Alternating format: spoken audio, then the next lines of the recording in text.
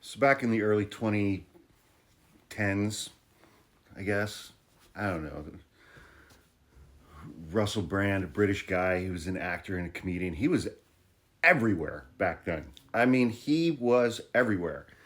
He was in a bunch of comedies. I think he even had some comedy specials. I mean, that dude was freaking everywhere. And he was, he was very edgy, you know. He was very edgy. Which essentially just means he came across as very rapey. And, then a bunch of allegations came out from several women involving things like rape and sexual abuse.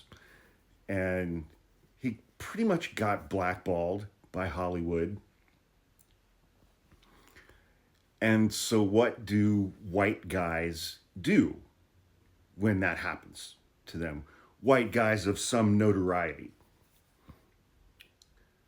Well, first they find Jesus, and he became born again. And then they go full MAGA. And then when something like what happens today happens, he was charged with several crimes. I think 2 counts of rape, 2 counts of sexual assault, some other things like that. When they've found Jesus and they've gone full MAGA and full, and they did the whole COVID conspiracy stuff and the anti-vax stuff. Then when they get charged with a bunch of sex crimes, then they are the victim. Because their base of support has become an entirely different group of people. Because when he was the edgy actor and comedian, he had these people supporting him. And then those allegations came out, and these people were like, bye-bye, and they go away. And then he finds Jesus and denies COVID, and denies, says vaccines don't work, and he becomes full MAGA, and you have to question everything. And then now he's got this whole group of people that supports him. And those people don't care about rape and sexual assault, because these people voted for a guy in this country who was convicted of 34 felonies and is an actual adjudicated rapist.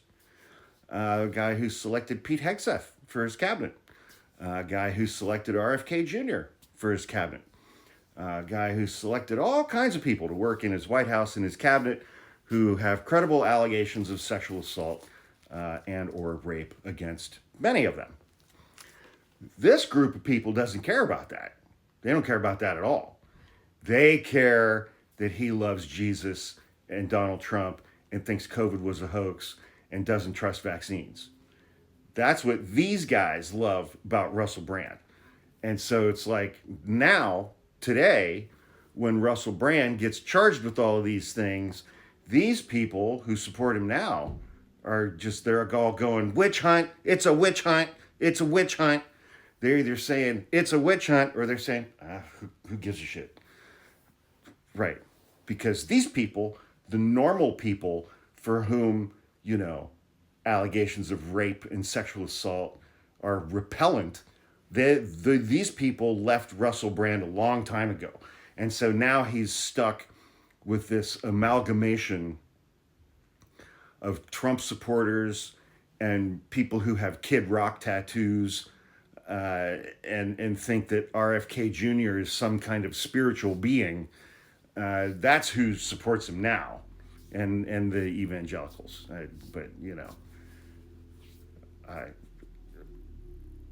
Evangelicals. I mean, my God, evangelicals and sexual assault. I mean, Jesus Christ.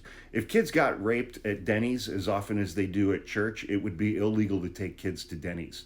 But that's who supports Russell Brand now. These are his people now.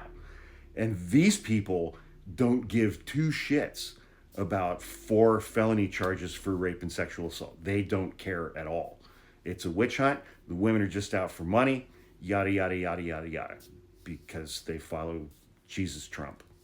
So, that's where we're at. That's where we're at in 2025. That's where we're at. And it sucks.